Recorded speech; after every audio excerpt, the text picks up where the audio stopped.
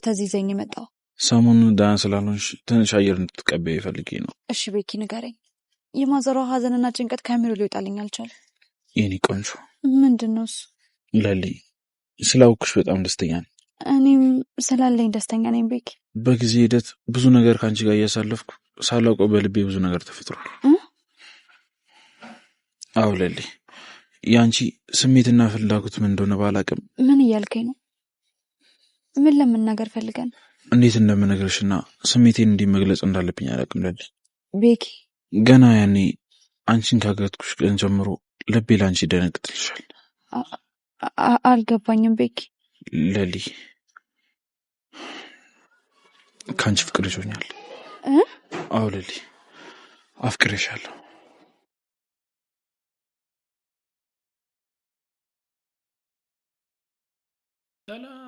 ሰላም የአደይ ድራማ ቤተሰቦች፣ የአደይ ድራማ ፋሚሊዎች አማን ናችሁ? ሁሉ ሰላም፣ ሁሉ ፋይን ነው ወይ? እኔ ጋር ሁሉ ፒስ፣ ሁሉ አማን፣ ሁሉ ፋይን ነው። ዛሬ አደይ ድራማ እንዴት አያችሁት? ዛሬ እንግዲህ በጣም ነው የተመቹኝ። የሚገርም አካሄድ ነው የሄዱት። እውነት ለመናገር በጣም የሚደንቅ አካሄድ ሆኖ አይቼዋለሁ። ተቀጣጥሎ ቀጥሏል። ድራማው ተቀጣጥሎ ቀጥሏል። እውነት ለመናገር በጣም በሚገርም ሁኔታ ነው ይሄዳ ያለው። ስለ ለሊ እንግዲህ ከሞላ ጎደል ሁሉም ሰው ሰምቷል። ሲያዝኑ ነበረ። ማዘሯ ስትሰማ ባቡሬ ነግሯታል። ባቡሬ ከነገራት በኋላ አዝና ስለሷ በጣም ተጨንቃ ነበር። ለሊ እንደውም ማዘሯ ምን ሆና ነው ምናምን ስትል ነበር። እንግዲህ ባቡሬ ለዴቭም ነግሮታል። ዴቭም ግራ ተጋብቷል። ምንድነው የምናደርገው ምናምን ሲል ነበር። ከሞላ ጎደል ስለ ለሊ ያለው ሁኔታ ሁሉን አውቀዋል። ለሊ በቀጣይ ክፍሎች ምን ይከሰትባታል? በለሊ ህይወት ምን ይከሰትባታል? ትድናለች ወይስ ደራሲው በሽታው ገደላት ምናምን ብሎ ከድራማው ያስወጣታል? ምን ታስባላችሁ በዚህ ጉዳይ ላይ? እስቲ ያላችሁን ሀሳብ፣ ያላችሁን ግምት፣ ያላችሁን እይታ፣ ያላችሁን ምልከታ እስቲ በኮሜንት መስጫ ሳጥን ላይ አስቀምጡልኝ። በሌላ በኩል ባቡሬ እንግዲህ መጨረሻ ላይ ለለሊ ያለውን ውስጡ ያለውን ስሜቱን ሙሉ ለሙሉ አውጥቶ ነግሯታል። እንደሚያፈቅራት ግልጽ አድርጎ በአጭር አማርኛ ገልጾላታልና ምን ትለው ይሆን? ምን አይነት መልስ ትሰጠዋለች? ምን አይነት መልስ ልትሰጠው ትችላለች? ምን ታስባላችሁ?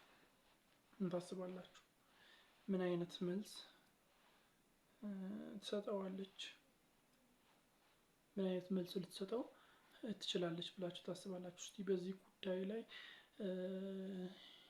ያላችሁን እይታ፣ ያላችሁን ግምት እስቲ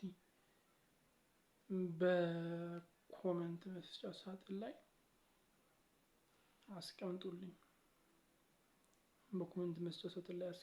እና የለሊ ጉዳይ በጣም አሳሳቢ ሆኗል። በሌላ በኩል ኪንጎ ዳኒን ሲያሯርጦ ነበር። ያው በሚያሯርጥበት ጊዜ ሳያይ የፍቅርን እናት ገፍትሮ ጥሏታል። እሱ እንደሆነ አውቃለች። እሷ ደግሞ እንዴት እንደዚህ ያደርጋል ስትል ነበር። ኢቭን ቤት ውስጥ ገብታ ካሹ ጋር ስታወራ ነበር። እንዴት እንደዚህ ያደርጋል፣ ሊያመሰግነኝ ሲገባ እንዴት ገፍትሮኝ ጥሎኝ ያልፈኛል ምናምን ብላ ገጭጓ ስትል ነበርና ኪንጎም በዚህ በኩል ቅርቃር ውስጥ ገብቷል። ያው ይቅርታ መጠየቅ አለበት ብዬ አስባለሁ። ከዛም በኋላ ያው ድንገት ሆነ እየተከተላት አላውቅም፣ ብቻ ዶክተሩ መጥቶ ነው ያነሳት። የኔ እናት ምናምን ብሎ የዶክተሩ ባህሪው በጣም አሪፍ ነው። ለመናገር ያለው ስብዕና ምናምን ደስ የሚል ስብዕና አለው እና እስከ ቤት ድረስ ነው የሸኛት። ኢቭን ዶክተሩ ለአደይ ያለው ነገር ብቻ ከባድ ነው። ሲጠይቃት ነበረ ቤዛን ስለ አደይ። ቤዛ ደግሞ ስለ አደይ መጥፎ ነገር ስትነግረው ነበር። መጨረሻ ላይ በቃ ውጪ አላት። ውጪ አላት።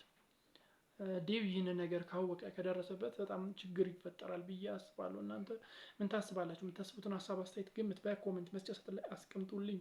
ለዚህ ቻናል ደግሞ አዲስ ከሆናችሁ ሰብስክራይብ በማድረግ ደወሉን ፍቷ ብቻ እንዳይዘነጋ። ባይ